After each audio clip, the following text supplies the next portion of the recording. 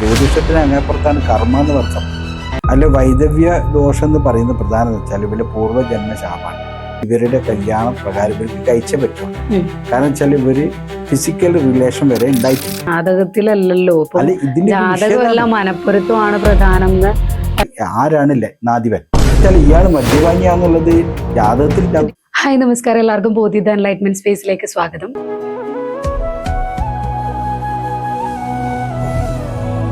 ഇന്ന് നമ്മോടൊപ്പം ഉള്ളത് Sai Prageeth sir. Welcome to Bodhi the enlightenment space.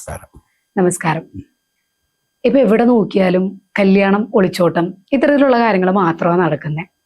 എന്താണ് ഈ കാലഘട്ടത്തിൽ ഇങ്ങനെയെല്ലാം സംഭവിക്കുന്നത്? ജ്യോതിഷം, എല്ലാവരും കല്യാണം കഴിക്കുന്നത് ജ്യോതിഷം നോക്കി, പൊരുത്തങ്ങളൊക്കെ നോക്കിയായിരിക്കും.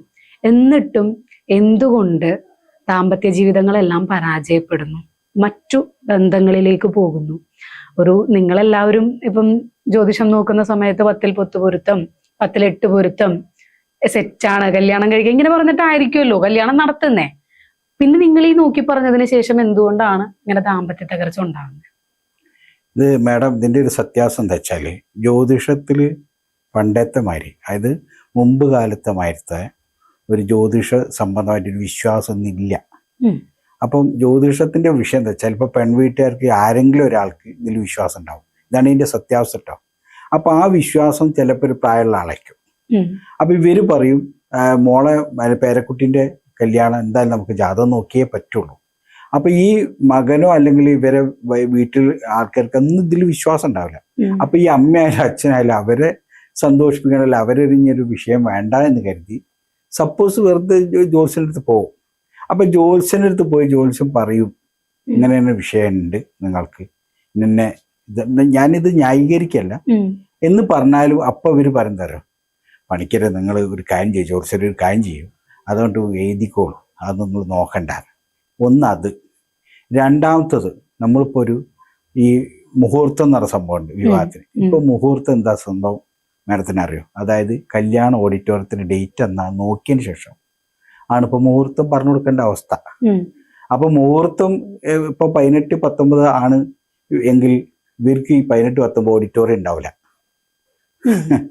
ഓഡിറ്റോറിയത്തിന്റെ ടൈം നോക്കിയിട്ട് അപ്പൊ ഈ ഓഡിറ്റോറിയത്തിന് 22-23 ചില മുഹൂർത്തം ഉണ്ടാവില്ല.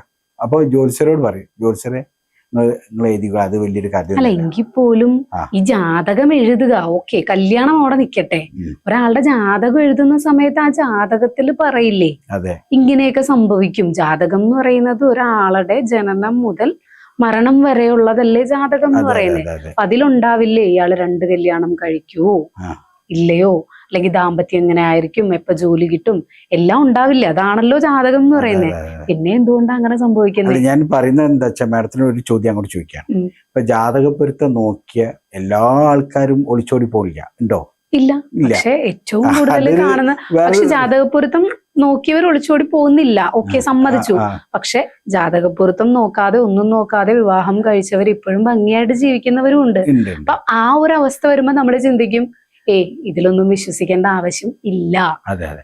അപ്പൊ ഇതിൽ 2 റിയാലിറ്റിയാണ് ഇപ്പോൾ പറയാനുള്ളത്. ഒന്ന്, നമ്മൾ ഈ ഒരു ജാതക പൊരുത്തം നോക്കുമ്പോൾ ആ പൊരുത്തം മാത്രം നോക്കിയാൽ പോരാ മാഡം.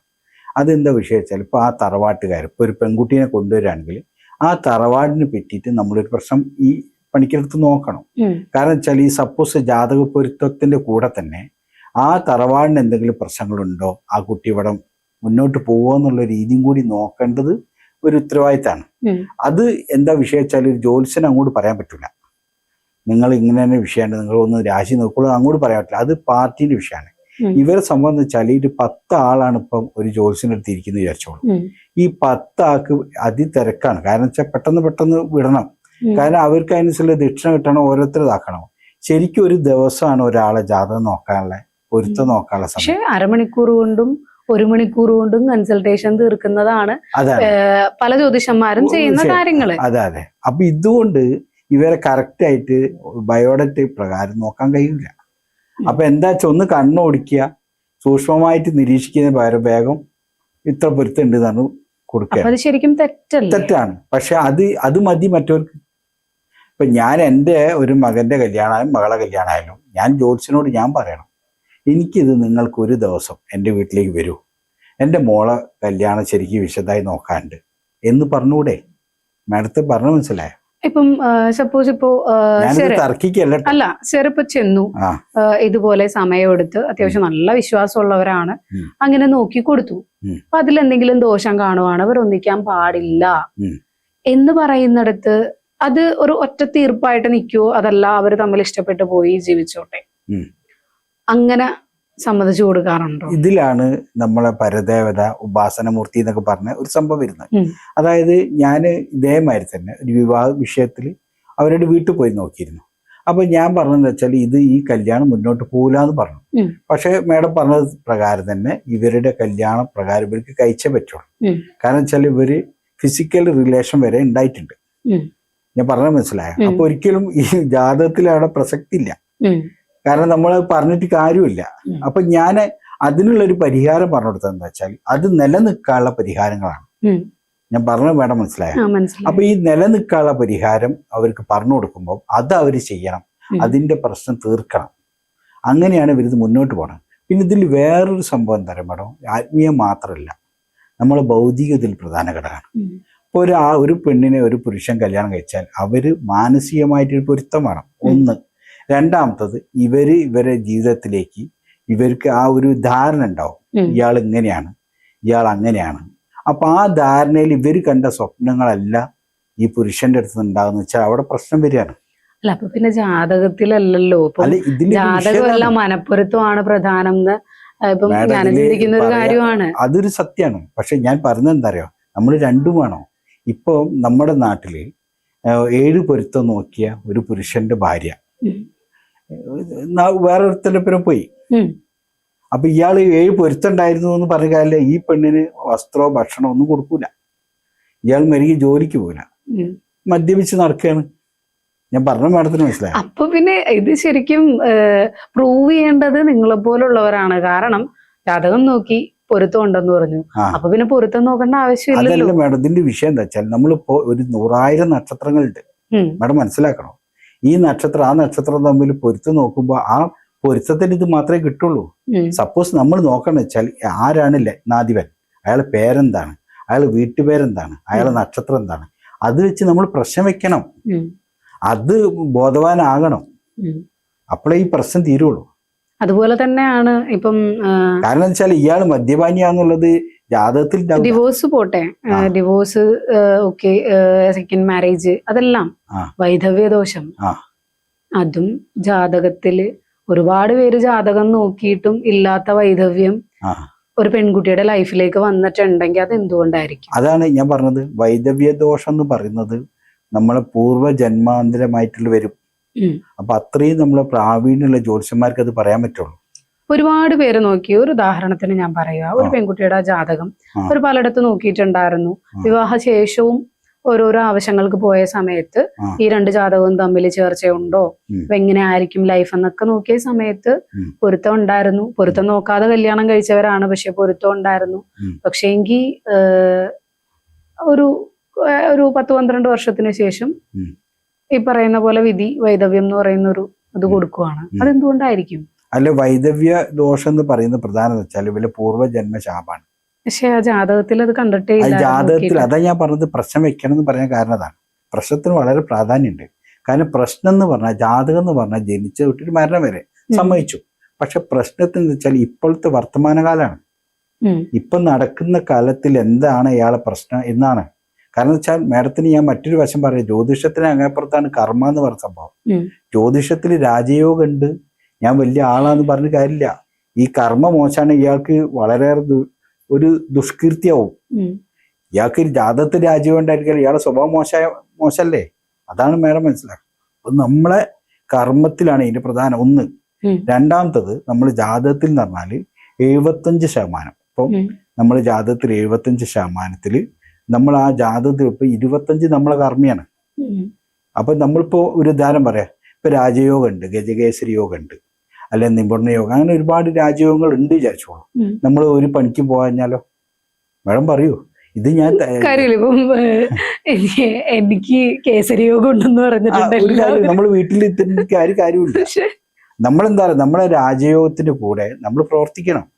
അപ്പൊ ഇതിൽ വിഷയം എന്താ വെച്ചാൽ നമ്മൾ അതിനെ, ആ ജ്യോതിഷത്തിനെ അടിച്ചേൽപ്പിക്കുകയാണ്. ഇത് ഇങ്ങനെ വരാൻ പാടുണ്ടോ, ഇങ്ങനെ ഇത് തർക്കം എന്ന് മാത്രമേ ഉള്ളൂ. പക്ഷെ ഞാൻ പറയുന്നത് വിഷയം എന്താ പറയുക, ജ്യോതിഷം എന്ന് പറഞ്ഞാൽ നമുക്കൊരു വഴി പറഞ്ഞു തരാന്നാണ്. നമുക്ക് വഴികാട്ടിയാണ്. അതെ അതെ, അതായത് ഇപ്പോ ഇരുട്ടിൽ നിന്നും വെളിച്ചത്തിൽ നയിക്കുന്നതാണ്. നമ്മളൊരു അസുഖം വരുമ്പോ ഡോക്ടറെ കാണും പോലെ തന്നെയാണ് നമുക്കൊരു പ്രശ്നം വരുമ്പോ ജ്യോതിഷനെ കാണുന്നത്. അതെ, കാണുന്നത്. അപ്പൊ നമ്മൾ എന്താ പ്രശ്നം വെച്ചാൽ നമുക്ക് എന്തെങ്കിലും ചെയ്യേണ്ടതുണ്ടോ, നമുക്ക് എന്തെങ്കിലും നമ്മളെ പൂർവികമായി നമ്മളെ പരമ്പരയായിട്ട് എന്തെങ്കിലും നമ്മൾ മറന്നു പോയിട്ടുണ്ടോ, നമുക്ക് എന്തുകൊണ്ടാണ് വന്നതെന്ന് നമ്മൾ അനലൈസ് ചെയ്യാണ് ജ്യോതിഷത്തിലൂടെ. അതിൽ നല്ല നല്ല പണ്ഡിതനായ ജ്യോതിഷം പറയും നിങ്ങൾക്ക് ഇന്ന പ്രശ്നമുണ്ട്, ഇന്ന സംഭവമുണ്ട്. ഇപ്പൊ ഞാൻ എൻ്റെ അടുത്ത് വന്നൊരു സ്ത്രീക്ക്, സത്യമാണ്, ഒരു സ്ത്രീക്ക് ഒരു മകളെ ഞാൻ പറഞ്ഞു, നിങ്ങൾ ദയവ് ചെയ്ത് ആ പെൺകുട്ടീനെ അങ്ങോട്ട് പറഞ്ഞയക്കരുത്, കാരണം നിങ്ങളെ മകൾക്ക് അപകടമാണ്. അപ്പൊ ഈ സ്ത്രീ അതൊന്നും പറഞ്ഞാൽ എൻ്റെ മോളെ എനിക്ക് ഇവിടെ നോക്കാനില്ല എന്നാൽ അവർ പറഞ്ഞയച്ചു. പിറ്റേതാഴ്ച ഗ്യാസിന്റെ ഇതിൽ വെച്ചിട്ട് വന്ന് ആ കുട്ടി മരണപ്പെട്ടു. അപ്പൊ നമ്മളത് ജ്യോതിഷത്തിൽ കണ്ടിട്ടുണ്ട്. അപ്പൊ ജ്യോതിഷം തെറ്റാന്ന് പറയാൻ പറ്റില്ല. ജ്യോതിഷത്തിന്റെ പ്രശ്നം എന്താ വെച്ചാല് ഈ ജ്യോതിഷം വെച്ച് കളിക്കാണ് പലരും. അല്ല, ഞാൻ ചോദിച്ചോട്ടെ, ഈ ആത്മഹത്യ എങ്ങനെ സംഭവിക്കുന്നു? അല്ല, ഈ ആത്മഹത്യ എന്ന് പറഞ്ഞാൽ മനസ്സിന്റെ ആ ഒരു വൈകല്യാണ്. അന്നത്തെ ആൾക്ക് ചിലപ്പോ 60 വയസ്സ് വരെ ആയുസ് പറഞ്ഞിട്ടുണ്ട്, പക്ഷെ എന്താ പറയാ, നിർഭാഗ്യവശ നേരത്തെ അങ്ങനെ സംഭവിക്കും. അങ്ങനെയല്ല, ഭാഗ്യം നിർഭാഗ്യമല്ല. ഈ ആയുസ് നമുക്ക് ഉണ്ടാവും, പക്ഷെ ഇയാൾ എന്താ വെച്ചാൽ ഇയാളെ ജീവനാണ് കളയുന്നത്, ജീവിതം പോകുന്നില്ല. ആ കഥ അവിടെ തന്നെ ഉണ്ട്. ഇയാൾ മരിച്ചു കഴിഞ്ഞാലും ഇയാൾക്ക് ഉടനെ തന്നെ അതിന്റെ ബാക്കി അനുഭവിക്കണം. അത് നമ്മളെ പുരാണത്തിൽ വരെ പറയുന്നില്ല. അതായത് ഇപ്പൊ മേഡം ഉദാഹരണം പറയാം, മേഡം ആത്മഹത്യ ചെയ്തു വിചാരിച്ചോളൂ. മേഡം അനുഭവിക്കുന്ന കഥയിലാണല്ലോ, മേഡം അനുഭവിക്കുന്ന വിഷമത്തിലാണല്ലോ ആത്മഹത്യ ചെയ്യുന്നത്. പക്ഷെ ആ കഥയിൽ നിന്ന്, ആ അനുഭവത്തിൽ നിന്ന് മേഡം മോചിതനാകുന്നില്ല. കാരണം അതിന്റെ സോൾ പോയി. ആ സോൾ വേറെ ബോഡിയിലേക്ക് കയറും. ആത്മഹത്യ ചെയ്ത എല്ലാ ബോഡിക്കും വേറെ ബോഡി കിട്ടണം, കാരണം ബാക്കി അനുഭവിക്കണം. ബാക്കി ഇത് തുടർന്ന് അങ്ങോട്ട് വരും കഥ. നമ്മൾ വിചാരിക്കുകയാണ് നമ്മളിപ്പോ അതിനോട് മരിച്ച. അല്ല, എന്തുകൊണ്ടായിരിക്കും ഇപ്പം അപ്പൊ എല്ലാവരും ഇങ്ങനെ പറയാറുണ്ട്, നമ്മൾ ജനിച്ചിട്ടുണ്ടെങ്കിൽ നമ്മൾ എങ്ങനെ മരിക്കണം എന്നും വിധി എഴുതിയിട്ടുണ്ട്, അപ്പൊ ആത്മഹത്യ കൊണ്ട് തന്നെ മരിക്കണം അങ്ങനെയൊക്കെ എഴുതിയിട്ടുണ്ടാവും. അതാണ് മേഡം, ഞാൻ വേറൊരു കഥ പറയാം. ഇപ്പോ ഞങ്ങളുടെ നാട്ടില് ഒരാള് എന്ന് പറഞ്ഞാൽ വലിയൊരു സമൂഹത്തിൽ അറിയപ്പെടുന്ന ആളാണ്. ഇയാള് പറയുന്ന ഒരു ഉപദേശം എന്താ പറയുക പലരോടും, നീ ഒരു കാര്യം വേണം, എന്ത് വിഷമമുണ്ട് ഇയാളടുത്ത് ചെന്നാൽ ഇയാൾ പറഞ്ഞു കൊടുക്കും. കാരണം ഇയാൾ എല്ലാവർക്കും ഒരു സമാധാനം കൊടുക്കുന്ന ഒരാളാണ്. അപ്പൊ എന്ത് പ്രശ്നം അയാൾ സോൾവ് ചെയ്യുന്ന ഒരാളാണ്. എന്ത് കച്ചറയായാലും എന്ത് പ്രശ്നമാണ്, അങ്ങനത്തെ ഒരു മനുഷ്യനാണ്. അയാൾക്ക് സമൂഹത്തിൽ നിലയും വിലയുണ്ട്. അങ്ങനെ ഇങ്ങേര് പലരോടും പറയുന്നൊരു വാക്ക് എന്താ പറയുക, നിനക്ക് ആത്മഹത്യ ചെയ്യാൻ തോന്നിയാൽ നീ എന്ത് ചെയ്യണം, 2 ദിവസം ഒന്ന് നാടുവിടുക, എന്നിട്ടൊന്ന് ക്ഷേത്രത്തിലോ അല്ലെങ്കിൽ വേറെ എവിടെയെങ്കിലും ഒന്ന് റൗണ്ട് അടിച്ച് വരിക, അപ്പോഴേക്കും നീ ഫ്രീ ആവും. ഇതൊരു ഉപദേശമാണ്. ഇനി അതല്ലെങ്കിൽ എന്നോട് പറയും, ആ വിഷമം ഞാൻ പറഞ്ഞു എനിക്ക് മനസ്സിലായി തരാ എന്ന് പറഞ്ഞ ഒരാള് പലരെയും ആത്മഹത്യ ഇയാൾ രക്ഷിക്കുകയാണ്. ഇയാളെ ധർമ്മതാണ്. എന്നാ ഇയാൾ ആത്മഹത്യ ചെയ്തു. മാഡത്തിന് എന്താ ഇനി ചോദിക്കാണ്ടോ, എന്തേ അങ്ങനെ വന്നു എന്നാ ചോദിച്ചു. കാരണം ഇയാൾ സൊല്യൂഷൻ പറഞ്ഞു കൊടുക്കുന്ന ആളാണ്. അതെന്താ സംഭവം എന്ന് അറിയാം മാഡം, ഈ പ്രശ്നം എന്ന് പറഞ്ഞാൽ നമ്മളെ വിരൽ മുറിഞ്ഞാൽ നമുക്കാണ് വേദന. മാഡം ഇപ്പൊ സാരില്ല പോട്ടെ, വേദന സഹിക്കൂ എന്നൊക്കെ പറയാം. പക്ഷെ വേദന ഞാനാണ് അനുഭവിക്കുന്നത്. എന്റെ മാത്രം റിയാലിറ്റി ആണല്ലോ ഈ സംഭവം, അല്ലേ? അപ്പൊ ഒരാള് പറഞ്ഞു തരുമ്പോ നമ്മളത് സമാധാനപ്പെടുത്താന്നുള്ളൂ. പക്ഷെ അയാൾ എത്ര കണ്ട് ഇയാളെ മനസ്സ് തകർന്ന് ഇയാൾ എങ്ങനെയായെന്ന് പറയാൻ പറ്റൂല. ഞാൻ പറഞ്ഞു മനസ്സിലായോ? ഇവർക്ക് ഇയാൾ പറഞ്ഞു കൊടുക്കുന്ന, ഇപ്പൊ ഈ പറഞ്ഞ ആത്മഹത്യ ചെയ്ത ആള് പറഞ്ഞു കൊടുക്കുന്ന ആൾക്ക് സാമ്പത്തിക ബുദ്ധിമുട്ടോ മറ്റേ അവസ്ഥ ഉണ്ടാവുള്ളൂ. ഇപ്പൊ സാർ നോക്കിയ ഏതെങ്കിലും ജാതകത്തില് ആത്മഹത്യ ചെയ്യാൻ സാധ്യതയുണ്ടെന്ന് തോന്നിയിട്ടുണ്ടോ? അല്ല, അങ്ങനെയല്ല. അതായത് നമുക്ക് ഈ അകാല മരണം അങ്ങനെയുള്ള മരണങ്ങളുണ്ടല്ലോ, ആയുസ് കുറഞ്ഞ, അതാണ് മെയിൻ വിഷയം. അങ്ങോട്ട് പോവില്ല. അല്ല, ഇപ്പൊ ഒരു ജാതകമൊക്കെ നോക്കുമ്പോൾ അങ്ങനെ എന്തെങ്കിലും സൂചനയൊക്കെ കിട്ടിയിട്ടുണ്ടോ? ഉണ്ട്, തീർച്ചയായിട്ടും. കാരണം എന്ന് വെച്ചാൽ ആയുസ് കുറഞ്ഞ മരണം ഇത്ര അങ്ങനെ ഉണ്ടല്ലോ. കാരണം ഇതിന് വിഷയം എന്താ പറയുക മാഡം, നമുക്ക് നവഗ്രഹങ്ങൾ എന്ന് പറയുന്ന വിഷയമുണ്ട്. ഈ നവഗ്രഹങ്ങളിൽ കൂടുതൽ അനുഗ്രഹം നമുക്ക് കിട്ടുക, നമുക്ക് ഭാഗ്യം ഉണ്ടാകുക, ധനലാഭം ഉണ്ടാകുക, ഇതൊക്കെ ഉണ്ടായാൽ പിന്നെ കുറയുന്നത് ആയുസാണ് മാഡം. ഞാൻ പറഞ്ഞ സ്ഥലേ, അത് ജ്യോതിഷത്തിന്റെ രഹസ്യമാണ്. അതായത് പൂർണ്ണതയായിട്ട് ഒരാൾക്ക് ദൈവം കൊടുക്കൂല. എന്തെന്നാ മരണപത്രം തയ്യാറാക്കുക, അതൊക്കെ ഉള്ളതാണോ? അതെ അതെ അതെ. അതെന്താ സംഭവിച്ചാല് ഇപ്പൊ ജ്ഞാനികളായ ജ്യോത്സ്യന്മാരുണ്ടായിരുന്നു, നല്ല പറയുന്ന ആൾക്കാർ. ഇവരെ മരണം, അതായത് ആ പിന്നെ മാവ് മുറിച്ച് എന്നെ ഇന്ന് ദയിപ്പിക്കണം, ഞാൻ ഇത്ര സമയത്ത് മരിക്കുന്നു പറഞ്ഞ ആൾക്കാരുണ്ടായിരുന്നു. ഞാൻ അയാളെ കണ്ടിട്ടുണ്ട്. കാരണം അയാള് ഒരു പിന്നെ വിഷം എടുക്കുന്ന ആളായിരുന്നു. പിന്നെ നല്ല ഗോൾഡ് പണിയെടുക്കുന്ന ആളായിരുന്നു. ഭയങ്കര പ്രശസ്തനായിരുന്നു. ഭുവനേശ്വരി ഉപാസകനായിരുന്നു. അപ്പൊ എനിക്ക് അയാളെ അറിയാം. പക്ഷെ അയാള് മരണം എങ്ങനെയായിരുന്നു? അയാള് കറക്റ്റ് ദിവസം ഇന്ന ദിവസമാണ് ഇന്നതെടുത്ത് കൊടുക്കാനുള്ള. പിന്നെ ഇയാള് അങ്ങനെ ഒരു മരണം ഉണ്ടായിട്ടുണ്ട്. പിന്നെ ഒരാള് കൊടുക്കാനുള്ള എല്ലാവരും വീട്ടിൽ പോയി പറഞ്ഞു, ഞാൻ അതങ്ങൾക്ക് തരാനുള്ളതാണ്, എല്ലാം സബൂർ ചെയ്യണം. അങ്ങനെ ഒരു മുസ്ലിം ഉണ്ടായിരുന്നു. അയാളും ഇതേമാതിരി തന്നെ ഒരു നല്ലൊരു മൊയ്ലാരായിരുന്നു. അപ്പൊ അങ്ങനെയൊക്കെ ആൾക്കാരുണ്ട് മാഡം. അത് സാറിന് ചെയ്യാൻ പറ്റുമോ?